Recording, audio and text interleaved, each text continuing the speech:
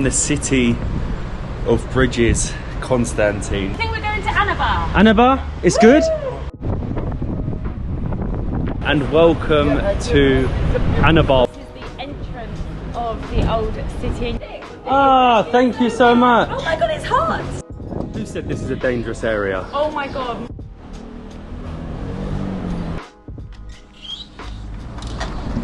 Good morning from the city of bridges, Constantine. It is another scorcher here in Algeria. It is 9:40 in the morning and it is already almost 40 degrees. The plan today, look at his views, was actually to head to Timgad, which is actually the largest site, Roman ruin site in all of Africa. It's about a 2.5 hour drive from Constantine, but because it's so hot, walking around the site for 3-4 hours is just going to be ridiculous. But Fancy Yellow and ourselves always have a plan.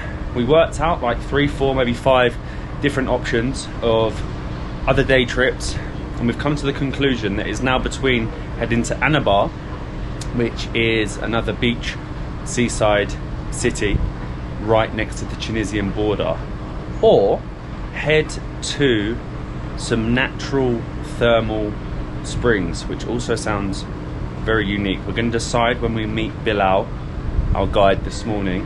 I don't know, I never thought that it'd be too hot for me to do something, so this is a first. I think yesterday, exploring a city, I was saying to someone it was possibly the hottest day the hottest heat I've ever felt. So Annaba or thermal springs. I don't know about thermal springs in 40-degree heat, but just taking that view once more. Or plan C, maybe we explore more of the city of Constantine.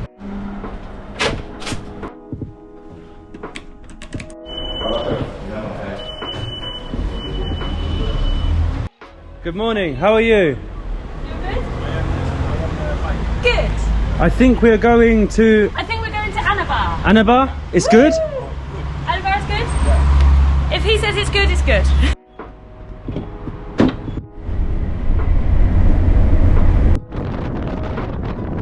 After a long discussion with our guide Bilal, we finally settled on the idea of heading to Annaba. Because Annaba is a coastal city, there should be a much nicer breeze than wandering around Constantine or one of the other options that we had. It's about a 2-hour drive from Constantine as well. I'm excited for a fresh breeze.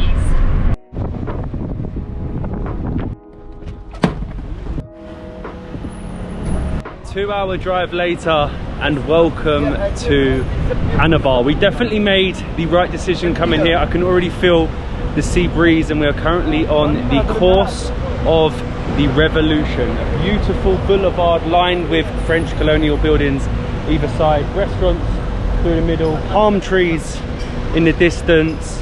I love a beach city. Straight away you can find the people of Annaba chilling on this little like boulevard area. They've got all the cafes and restaurants. I don't understand how they're drinking espresso coffee in the afternoon in this heat, but it's what the people of Annaba do. So lots of Algerians will come to Annaba in the summer on hot summer's days like today to go to the beach, to come and eat some ice cream. And walking around, you'll notice that the dialect is a little different. You're only around a 1 to 2 hour drive from the border with Tunisia, so the dialect is actually a lot more similar to that you will find in Tunis, but I can't remember any Tunisian Arabic or Tunisian slang words, so we're a little bit lost. Bilal has basically said that we have to sit down and try ice cream. This is one of the most famous places. It's called Beninu Gelato. It's got like a little outdoor seating area. I love the fact they got the Algerian flag, but we seem to always be eating ice cream. Thank you. Thank you so much. So you'll actually notice in Annaba that there is a heavy Italian influence, being that it is one of the closest countries. If you head out across the Mediterranean, you're going to hit Italy. So the third language here that's spoken is Italian, hence why this street absolutely everywhere does gelato, so I couldn't say no, you know. I don't even know which one this is. We've got Snickers and Ferrero Rocher. See if you can taste.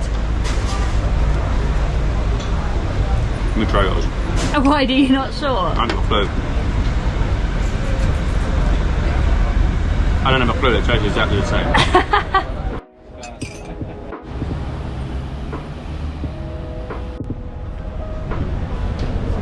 £1 per person for some fine Algerian gelato, but we are now heading towards the old part of the city, the Medina, and apparently Bilal was warned by, well, he went and spoke to the police here, and in the old city they're not necessarily the most welcoming, but that makes me want to go and see it even more.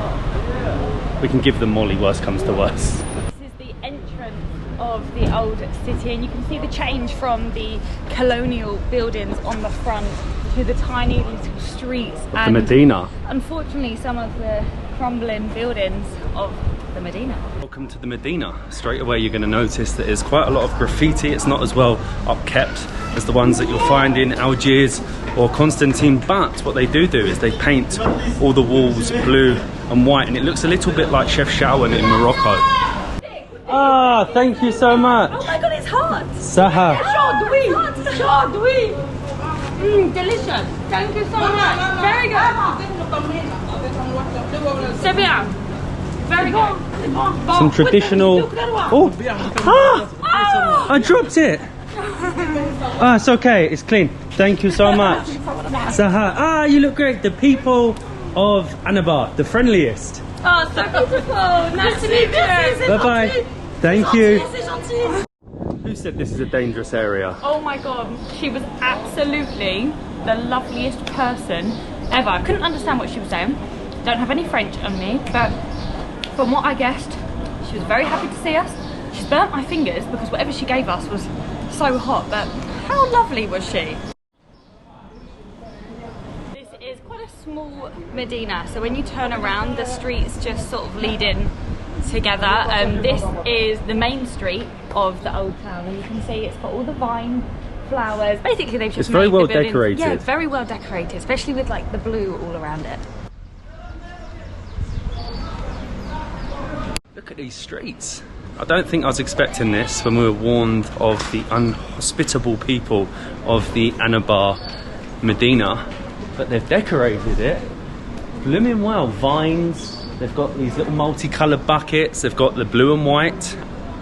Could be the most beautiful street in all of Algeria.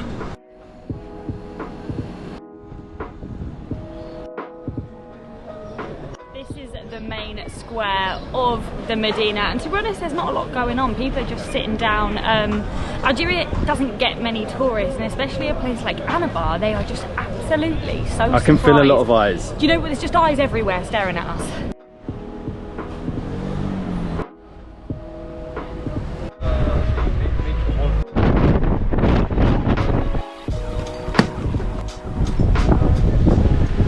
Medina was definitely not dangerous. We met the nicest people, you had the most beautiful streets, but just a 5-minute drive up along the coast, we have found a beach club. A little beach club? Well, it's got like a pool in the middle. I would love to jump in that. The tables out on the sea and booming music. I would say it's a beach club.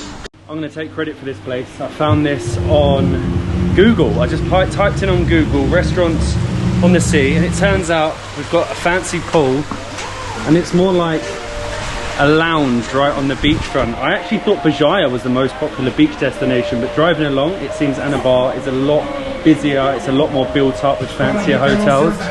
Look at this. I wish we spent a few days. Thank you. Saha. Cheers. Cheers. We have a blue mojito. We did ask why it was blue, but we don't actually know. This is very, very nice. Not alcoholic, but you are overlooking La Plage. A beautiful beach, La Plage, and this is more expensive, I think, than what we've seen. Probably because you're paying for the location. These were 800 dinars. So that's £3.50. Still good. Still good, but more expensive than what we've paid previously. But it is a really good view. It definitely feels a lot different here in the city. The waiter came over, and when he gave us our blue mojitos, he said tonight Do you want to come back? We're going to have a party. They have a pool, they have the beach. It's going to be a party tonight in Annaba, but they don't serve alcohol in places like this. No. So they only find alcohol as well, like in most cities in Algeria, in the hotels. So it's a non-alcoholic party. I respect them. I respect the Algerians for that. To party without alcohol, this is a skill. Considering that was the most expensive drink we've had in Algeria, and it wasn't even alcoholic, it wasn't the best. It was a little bit sickly, but you definitely paid for the view. But we've now come up to the Cape du Gard, the area protected by the lighthouse behind me that was built in 1908. It's a little bit windy, so I don't know if you'll hear me. So just take in these incredible views.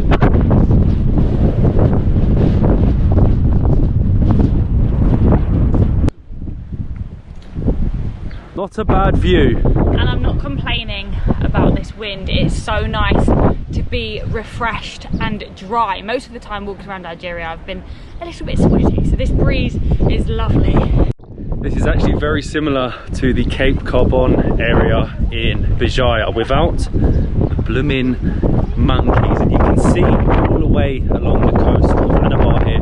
Like I said, it's actually a lot more developed than Bijaya, a lot more hotels, a lot more beachfront restaurants, which I love, and of course being close to Tunisia, you've got a lot of Tunisian influence here. So I think that maybe the tourist side or the tourism industry of Tunisia has spread over into Annaba.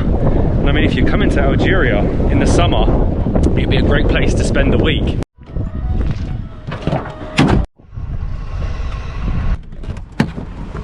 Last stop of our Annaba trip is Village de Neige. I think that means something to do with snow. I have no idea why. This is my research again. So far I'm 100%, I'm doing well. 100%. So one out of one. don't shout at me if it's rubbish. I think I've done well again. You have done pretty well. If there's one available, there's like 4 or 5 igloos along here where you can sit out over the sea. It's pretty impressive. Just a 5-minute wait, and we have managed to get our own little pod. There's air conditioning in here. No way. It's a little air conditioned unit. This is so cool. And we have a beautiful view I've done well. of the sea. You have done really well. 2 out of 2. Well, this is blooming posh. We've got a chandelier, we've got aircon, and we have a sea view. This is pretty incredible. Once again, your research was amazing. I didn't even know, like, if you were to get this in London, this would be We are crazy. paying, I think you pay double for your meal sitting in here. So though. yeah, you're paying double, but it's still like amazing to have here. Mostly Village de Neige, the snow village. You can have these more capsules, more cozy. And, it's sort of a contrast. We're in a snow village in 40-degree heat 40 On the degree sea. hill. on the sea. A contrast. And this is us. Not so traditional, but when in a pod This in looks Annaba. great, actually. Look at that. You've got a huge bit of cheese, nice little sesame breaded bun. It's good. Really, really nice, actually.